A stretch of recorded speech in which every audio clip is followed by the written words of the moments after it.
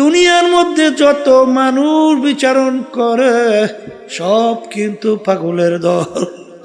কেউ বা বেশি বেশি টাকা পয়সা কামাই করার জন্য পাগল, কেউ বা বেশি বেশি সম্পদ কামাই করার জন্য পাগল, কেউ বা সুন্দর বাড়ি গাড়ি করার জন্য পাগল, কেউ বা পীর মুফতি মুহাদ্দিস হওয়ার জন্য পাগল, কেউ বা সভাপতি সেক্রেটারি হওয়ার জন্য পাগল, কেউ বা বাজান ও সুন্দরী মেয়ে বিবাহ করার জন্য পাগল। আর একদল মানুষ দুনিয়া বিচারণ করে, তারাও কিন্তু একদল পাগল, তারা হইল আমার মাওলার পাগল। এ দুনিয়াদার পাগল, মাঝে মাঝে একটু চক্ষু বন্ধ করো, মোরাকাবা করো। দুনিয়ার পাগলামি কয়দিন বাজা, দুনিয়ার ইতিহাস পড়ে দেখো। ফেরাউন মাওলার সঙ্গে চ্যালেঞ্জ করলো, বাজান চ্যালেঞ্জ কইরা খোদাই পর্যন্ত নাউজুবিল্লাহ দাবি করলো। বাজান আমার মালিক ওকে দুনিয়ার ভিতরে এত আল্লাহু আকবার আরামে রাখছিল। ইতিহাসে দেখা যায় 750 বছরের মধ্যে ওই ফেরাউনের একদিন একটু সর্দি জ্বর হয় নাই, এত আরামে আমার মালিক ওকে দুনিয়ার ভিতরে রাখলো। ফেরাউনের বাড়ির দরজায় ইতিহাসের ভিতরে দেখা যায় এমন একটা গাছ ছিল, যে কোনো রোগের নিয়াত কইরা খাওয়ার সঙ্গে সঙ্গে সমস্ত রোগ ভালো হইয়া যাইত। নীল দরিয়ার পানি ফেরাউনের কথায় আসা যাওয়া করত, ভাটা জোয়ার হইতো। এত আরামে আমার মালিক ওকে দুনিয়ার ভিতরে রাখছিল। কিন্তু যখন ওর হায়াতের বেড়া শেষ, আমার মালিক ওকে নীল নদীর ভিতরে ফালাইয়া চুবাইয়া চুবাইয়া তারপর আমার মালিক ওকে মারছে।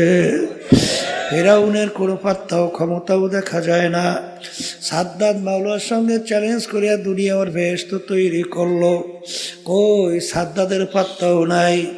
নমরুদ মাওলার সঙ্গে চ্যালেঞ্জ করলো, তার খলিল ইব্রাহিমকে আগুনের ভিতরে ফেলাইলো, ঠ্যাং ভাঙ্গা মশা মাথার ভিতরে ঢুকাইয়া মাজান মাস্তক পাছার পাছার পিড়াইয়া শেষা পাছা কইরা মারলো। ওই বাজান বাজান নমরুদের কোনো পাত্তা পাওয়া যায় না। এ বাংলাদেশের মানুষ, বাংলাদেশের ইতিহাস তালাশ করলে দেখবা এই বাংলাদেশের অনেক দুনিয়ামুখী নেতা, তাদের হুঙ্কার মনে হয় বাংলার জমি থর থর করে কাঁপত। বাজান কোন আজকে যাই দেখো হাইকোর্টের মাজারের ভিতরে পইরা আছে একজন দিনদার আল্লাহওয়ালা নামাজি মানুষ, ওদের কবরের কাছে দিয়ে একটু সালামও দেয় না, বরঞ্চ বলছে বলে শয়তানটা মরছে ভালো হয়েছে। জোরে বলেন কথা ঠিক না বেঠে? এ দুনিয়াদার পাগল আমার বাবারা, হে পর্দার আড়ালের মা বোনেরা, কোন দুনিয়ার পিছনে পড়ছ? একটু মাঝে মাঝে দুনিয়া নিয়ে একটু চিন্তা করো। হাকিকত সে তো দুনিয়া বেখবর হ্যায়, দুনিয়া কি নুমাইশ পর নজর হ্যায়। বাজান আল্লাহ রসুল সাল্লাল্লাহু আলাইহি ওয়াসাল্লাম দুনিয়া এবং দুনিয়ার ক্ষমতা, দুনিয়ার সম্মান, দুনিয়ার যত সম্পদ, এই ব্যাপারে আল্লাহর হাবিব বলেন আর দুনিয়া জিফাতুন ওয়া তালিবুহা কিলা, দুনিয়াটা হলো একটা মরগের মতো। এ বুদ্ধিমান আমার বাবারা, এ পর্দার আড়ালের মা বোনেরা, বাজান একটা মরগের কি মূল্য আছে? কোনো মূল্য তো নাই, বরঞ্চ ফালাইয়া দেওয়ার জন্য ব্যস্ত। আল্লাহর হাবিব বলেন দুনিয়া এবং দুনিয়ার ভিতরে যত সম্পদ, আল্লাহর হাবিব বলেন একটা মরগের মতো, এর পিছনে যারা পড়বে আখিরাতের স্থায়ী জিন্দেগি ধ্বংস করবে। আল্লাহর হাবিব সাল্লাল্লাহু আলাইহি ওয়াসাল্লাম বলেন ওইগুলা হইল কুকুরের দল। এই জন্য বাগান সাহাবায়ে কেরামদের ইতিহাস পড়লে দেখবেন, আল্লাহর হাবিব সাল্লাল্লাহু আলাইহি ওয়াসাল্লাম ইতিহাস পড়লে দেখবেন, কাফেরেরা যখন দেখলো আরে আল্লাহর হাবিব সাল্লাল্লাহু আলাইহি ওয়াসাল্লাম কোনো ক্রমই তাদের অন্যায়ের প্রতিবাদে চুপ থাকে না, বরঞ্চ বিভিন্ন কায়দার লোক সব তার কাছে জড়ো হয়। কাফেররা একত্রিত হইয়া পরামর্শ কইরা আল্লাহর হাবিবের কাছে 3টা প্রস্তাব নিয়ে গেল। 1 নম্বর প্রশ্ন, মুহাম্মদ সাল্লাল্লাহু আলাইহি ওয়াসাল্লাম, তুমি এক আল্লাহর উপরে ঈমান আনার দাওয়াত দাও, এতে আমাদের জন্য কোনো সমস্যা নাই। বর্তমানেও কিন্তু দেখবেন এক শ্রেণী ইহুদি নাসারা খ্রিস্টান, ওরা কিন্তু আপনার ধর্মকর্ম পালন করার কোনো সমস্যা নাই, কিন্তু রাষ্ট্রীয় ব্যাপারে নজর রাখলে চোখ ঘুরতে উঠাইয়া দেয়। জোরে বলেন কথা ঠিক না বেঠিক? কারণ আজীবন তোমরা গোলাম থাকবা, কেন তোমরা আবার রাজাগিরি করতে যাবা?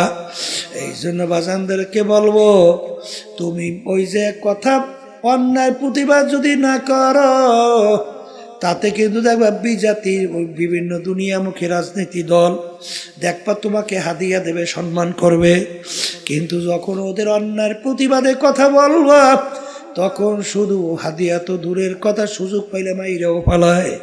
জোরে বলেন কথা ঠিক যাবে ঠিক? যখন নাকি বলল মুহাম্মদ তুমি এক আল্লাহর উপরে ঈমান আনার দাওয়াত দাও, এই জন্য আমাদের কোনো সমস্যা নাই, কিন্তু একটা শর্ত, আমাদের কার্যক্রমের বিরুদ্ধে তুমি কিছু বলবা না। যদি এইটা করতে পারো, আমরা সিদ্ধান্ত নিয়ে আসি তোমাকে 3টা পুরস্কার দেব।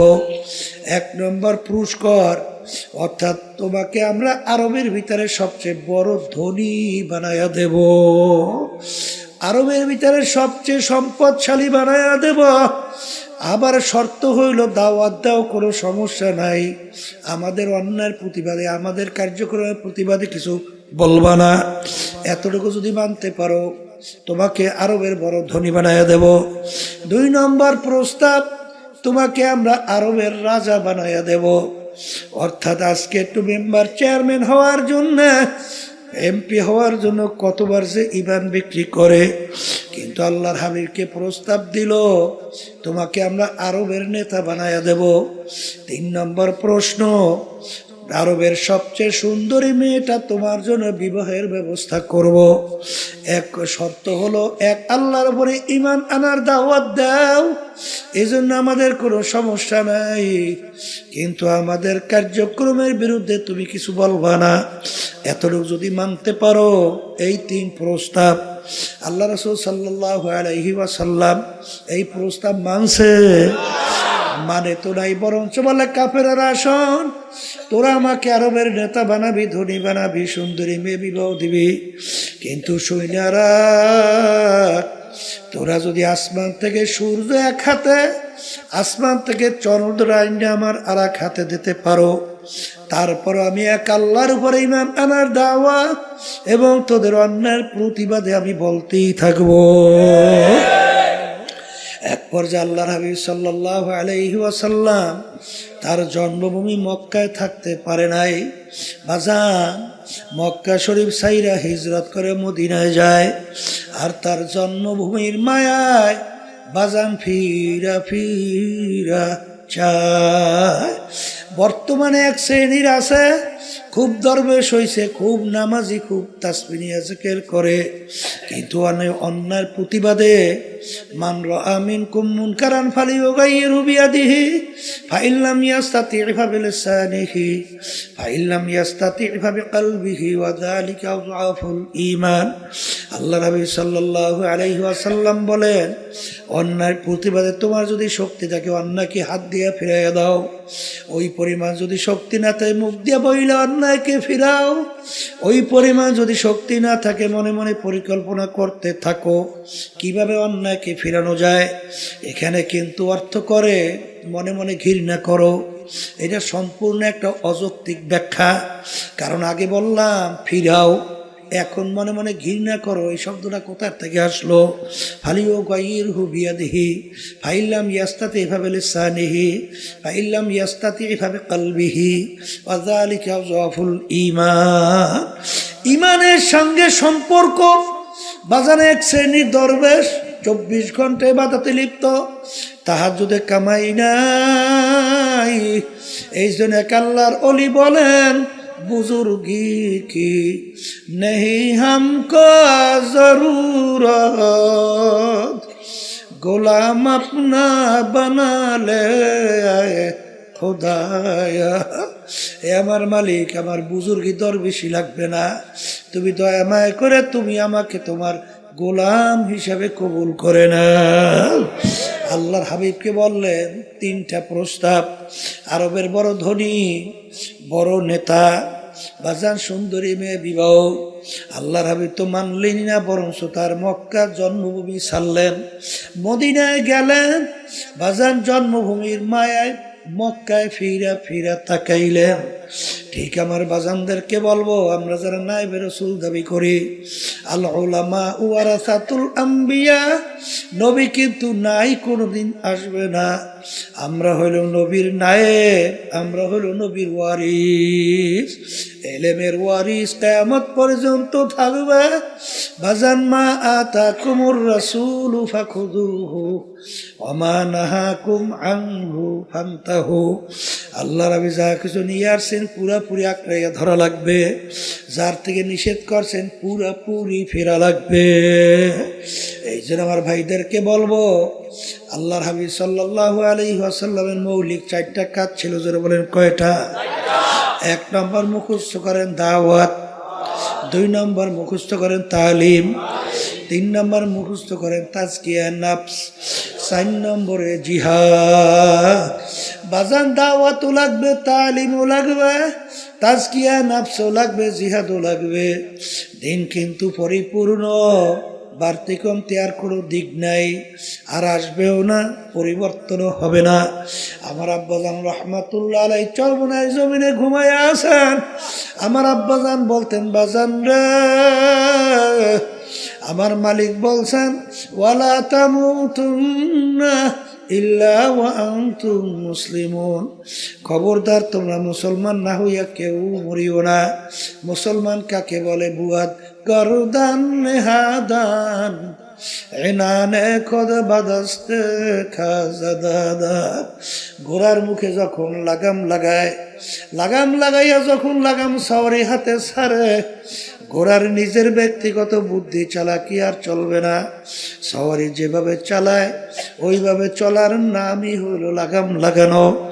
এ কবরের যাত্রীরা, হে পর্দার আড়ালের মা বোনেরা, আমরা মুসলমান কালিমা পড়ছি লা ইলাহা ইল্লাল্লাহু মুহাম্মাদুর রাসূলুল্লাহ, লা মাতলুবা ইল্লাল্লাহ, লা মাহবুবা ইল্লাল্লাহ, লা মাশুকা ইল্লাল্লাহ, লা ইলাহা ইল্লাল্লাহু মুহাম্মাদুর রাসূলুল্লাহ।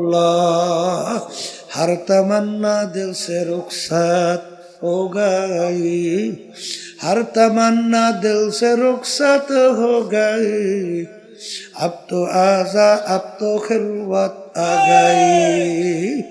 ए दुनियादार पागल, কলব থেকে গায়রুল্লাহকে ফালাও, লা মাকসুদা ইল্লাল্লাহ, লা মাহবুবা ইল্লাল্লাহ।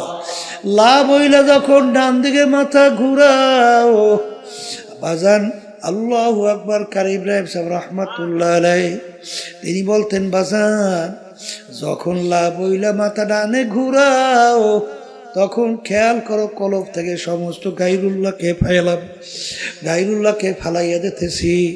নাই নাই নাই, আমার পীরগিরি নাই, আমার মুহাদ্দিসগিরি নাই, আমার মুফতিগিরি নাই, আমার মুহতামিমগিরি নাই, আমার ইমামগিরি নাই, আমার খতিবগিরি নাই, আমার মেম্বারগিরি নাই, আমার চেয়ারম্যানগিরি নাই, আমার জমিদারগিরি নাই, বংশের গরম নাই, টাকার গরম নাই, শিক্ষার গরম নাই, নাই নাই নাই নাই।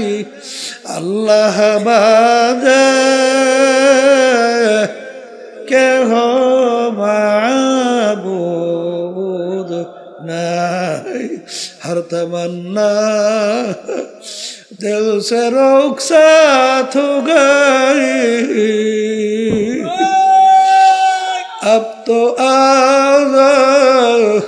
अब तो खिलवत आ गई फसाओ फतारा इदिन कशफल गुबारो अफरसुल तहतर जुल काम हमारो ए दुनियादार पागल আমার বাবারা আজকে চক্ষু খোলা দুনিয়া আমি পরিচয় দে আমি কি কেউ পরিচয় দে আমি চেয়ারম্যান আমি মেম্বার আমি এমপি মিনিস্টার আমি অমুক তমুক সমুক আমি টাকার ক্ষম আমি অমুক অমুক আরে আমি অমুক বংশের আমি মাতুকবার আমি সর্দার আমি অমুক এই পরিচয় কয়দিন দুনিয়াতে চলবে যে কয়দিন চক্ষু দুইটা দুনিয়ায় খোলা থাকবে সেই কয়দিন পরিচয় চলবে যেদিন তোমার বাড়ির পাশের মসজিদের মাইকে ঘোষণা হইতে থাকবে বাড়িওয়ালা নাই রে বাড়ি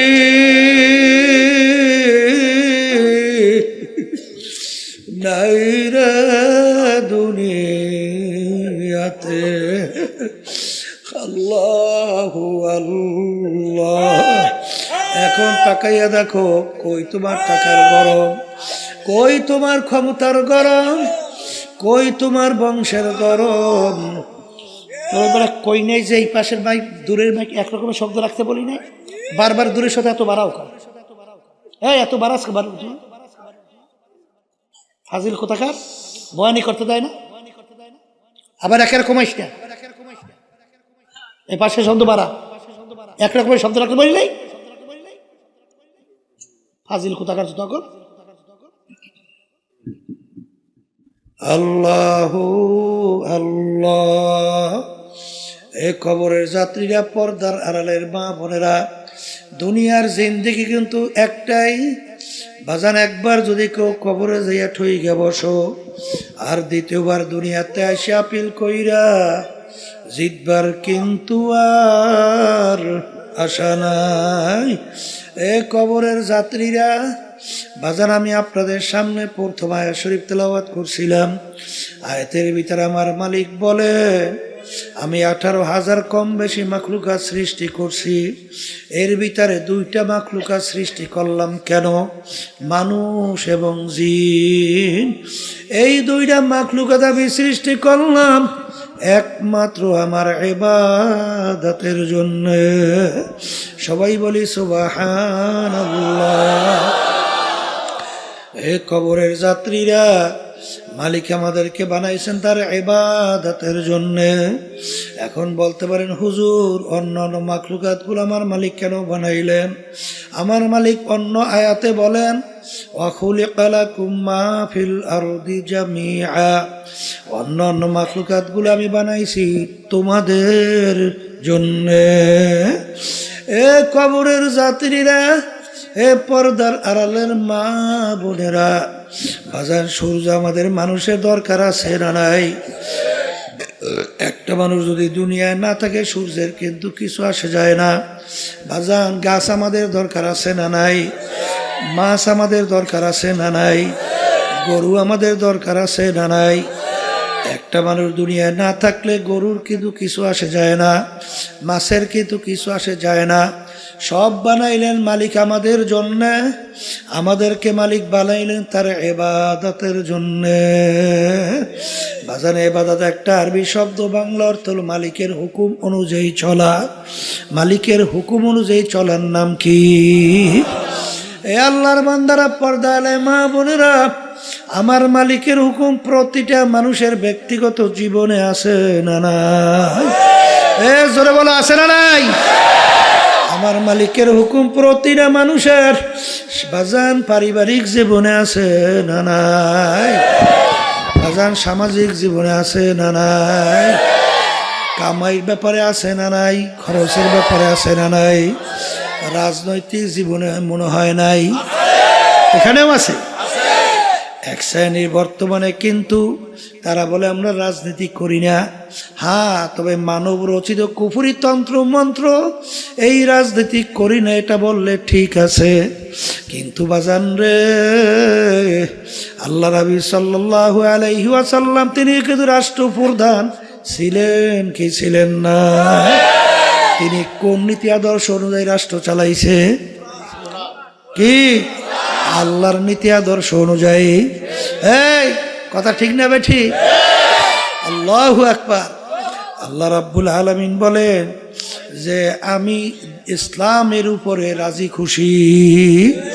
এখন আমার কাছে একমাত্র গ্রহণযোগ্য নীতি আদর্শের নাম কি? ইসলাম। এই নীতি আদর্শ আল্লাহর হাবিব রাষ্ট্র পরিচালনা করছেন।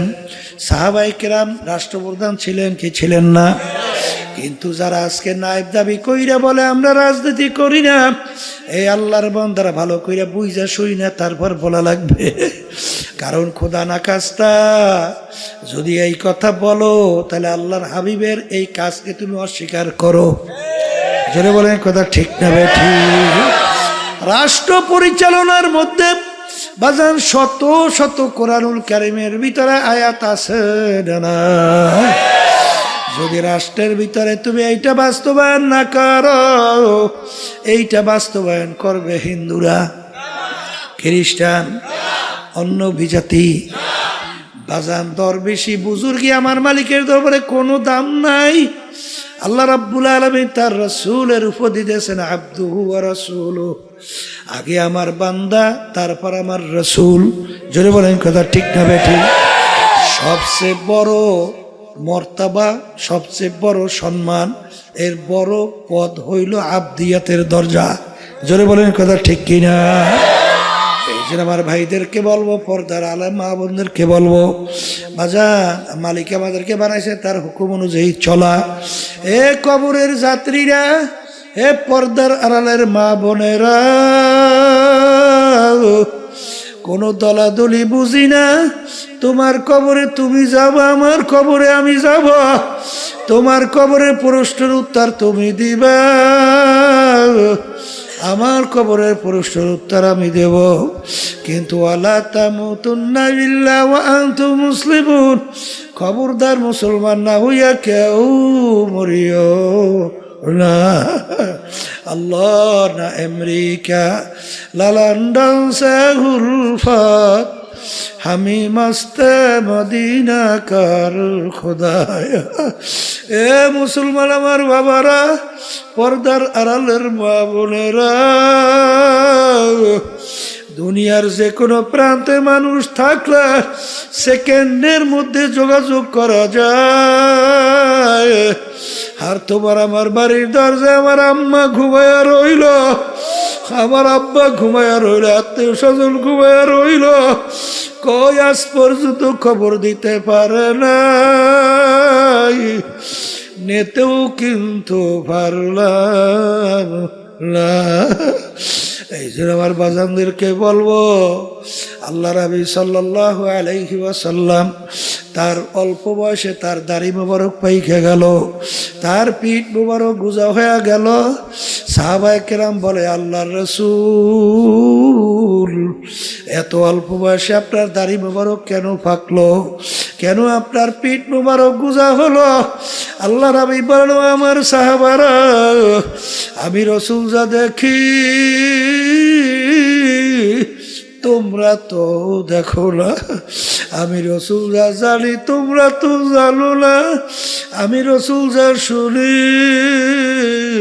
তোমরা তো শোনো না। আরে যারা আমার উম্মতরা ঠিক মতো 5 ওয়াক্ত নামাজ পড়ে না, যারা আল্লাহর হুকুম রমজান মাসের রোজা রাখে না, যাদের উপরে হজ যাকাত ফরজ হওয়ার পরেও ঠিক মতো যাকাত দেয় না, আল্লাহর হুকুম পর্দা ফরজ ঠিক মতো পর্দা করে না, আরে সুন্নাত তরিকে চলে না, হারাম হালাল তমিজ কইরা খায় না, চলে না, তাদের ব্যাপারে আমার মালিক যে আযাবের ঘোষণা দিছে, যেই জাহান্নাম তৈরি করছে, ওই 1 সেকেন্ডের আযাব সহ্য করার শক্তি দুনিয়ার কোনো মানুষের না। আমার উম্মত কিভাবে জাহান্নামের আগুনের ভিতরে জ্বলবে, এই চিন্তায় চিন্তা আমি রসুলের দাড়ি পাইখা গেল, আমি রসুলের পিঠ গুজা হয়ে গেল। এ কবরের যাত্রীরা, আল্লাহর হাবিব কিন্তু তার নিজের চিন্তায় দাড়িও পাকে নাই, তার নিজের চিন্তায় পিঠ মোবারক বুঝা হয় নাই। তোমার আমার চিন্তা আল্লাহর হাবিবের দাড়ি মোবারক পাইখা গেল, পিঠ মোবারক গুজা হয়ে গেল। আমার বাজানদেরকে বলবো, পর্দালে মা বোনদেরকে বলবো, কি যাত না বিষে বুঝিবে সে কিসে, কি যাত না বিষে বুঝিবে সে কিসে, কবু আসি বিষে ধ্বংসিনী যারে। বাজান তোমার আমার চেষ্টাও নাই, চিন্তাও নাই, এই জন্য চোখেও পানি নাই। ধরাকে সরা জ্ঞান মনে করো না, যা মনে করে তা করো, কিন্তু মনকে বুঝো রে মন, দুনিয়া কিন্তু থাকার জায়গা না, কেউ কোনোদিন থাকতে পারে নাই, কেউ কোনোদিন থাকতে পারবেও না। কিন্তু নাফরমান হইয়া যদি কেউ কবরে যাইয়া শুইয়া বসো, আরে আমার মালিক বলেন এই কবর কিন্তু আসল কবর থাকবে না, নাফরমানের কবরের ভিতরে জাহান্নামের আগুন এসে ভইরা যাবে। আল্লাহ আপনি আমাকে আমাদের সবাইকে মাফ কইরা দিন। আল্লাহ আল্লাহ তোমার আমার চিন্তাও নাই, চেষ্টাও নাই, এই জন্য চোখের মধ্যেও পানি নাই। কিন্তু ওসমান গনি রাদিয়াল্লাহু তাআলা আনহু ইতিহাস পড়লে দেখবে অনেক সময় কবর দেখলে এমন ভাবে অজরে কান্না শুরু করতেন, কানতে কানতে দাঁড়ানো অবস্থায় ঠাস করে বইসা পড়তো। লোকেরা বলে আমির কবর দেখলে এরকম কেন, আমি অস্থির হইয়া। তিনি বলে, ও আমার সাথীরা, আখিরাতের যে কয়টা ঘাটি তার প্রথম নম্বর ঘাটি হইল কবর। এই কবরে যার সঙ্গে ভালো ব্যবহার হবে, সামনের ঘাটিতেও ভালো ব্যবহারের আশা করা যায়। এই জন্য আমি কবর দেখলে সহ্য করতে পারি না। যেই মামলার তদবির নাই, সেই মামলারও কিন্তু খালাস লাই। আল্লাহর নবীর ইতিহাস পড়িয়া দেখো, সাহাবায়ে কেরামদের ইতিহাস পড়িয়া দেখো। বাজান ওমর ফারুক রাদিয়াল্লাহু তাআলা আনহু, মাওলার ভয়, তার আযাব গজবের ভয়, কানতে কানতে গাল মুবারকের ভিতরে 2টা কালো দাগ পড়ছিল। লোকেরা বলে আমির ঔষধ লাগান ভালো হবে।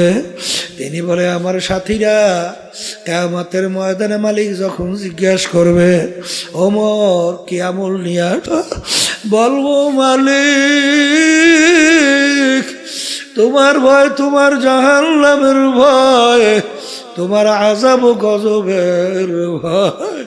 কানতে কানতে গালে দাগ পরে নিয়ে আসছি। বাজার এই ওমর ফারুক রাদিয়াল্লাহু তাআলা আনহু ইতিহাস পড়লে দেখবা রাস্তা দিয়ে হাঁটতেন, ভেজা কুটা নাড়া হাতের ভিতরে উঠাইয়া তাকাইয়া তাকাইয়া 2 চোখের পানি ফালাইয়া কান্দে আর বলে, ভেজা কুটা নাড়া তুই আমার চেয়ে অনেক ভালো, তোর কোনো হিসাব নাই, নিকাশ নাই, বেহেশত নাই, জাহান্নামও নাই, কিন্তু আমি ওমর মানুষ, আমার মালিকের সামনে দাঁড়াইয়া হিসাব দেওয়া লাগবে। এ ভেজা কুটা নাড়া তুই আমার চেয়ে অনেক ভালো। যেই মামলার তদবির নাই তার কিন্তু খালাস নাই। আল্লাহর ওলিদের ইতিহাস পড়লে দেখব তারা কানতে কানতে আমার মাওলার কবরে চলে গেল। বাজান কোন দুনিয়ার পিছনে পড়ছো? দুনিয়া কিন্তু ফাঁকি, দুনিয়া কিন্তু ফাঁকি। পিছনের দিকে তাকাইয়া দেখো, ল্যাংটা হইয়া দৌড়দৌড়ি করছিলাম, মনে পড়ে কি পড়ে না। ওদিকে এখন আয়নার সামনে যখন চেহারার দিকে তাকাই, দেখি কাঁচা দাড়িগুলো পাইকা সাদা হইয়া গেল, আখারে দাঁতগুলা পইরা বোকরা হইয়া গেল। আরে এখন লাঠি নিয়ে অনেকে ঠ্যাক দিয়ে হাঁটা লাগে। এরকম করতে করতে একদিন ঘোষণা হবে, আরে বাড়িওয়ালার বাড়িতে নাই। এই জন্য আমার বাজানদেরকে বলবো, কিয়ামতের ময়দানে একজন আর একজনকে জিজ্ঞাসা করবে, ভাই কামলা বিছনা, আমরা দুনিয়ার ভিতরে কতদিন ছিলাম? একজনে বলবে লাবিসনা ইয়াওমান আও বাউযা ইয়াউম, একদিন অথবা একদিনের কিছু অংশ আমরা দুনিয়ার মধ্যে মনে হয় ছিলাম। আরে আর একজন বলবে না, আমার তো মনে হয় যারা হিসাব রাখছে তারাই বলতে পারবে। ফাস আলিল আদিন,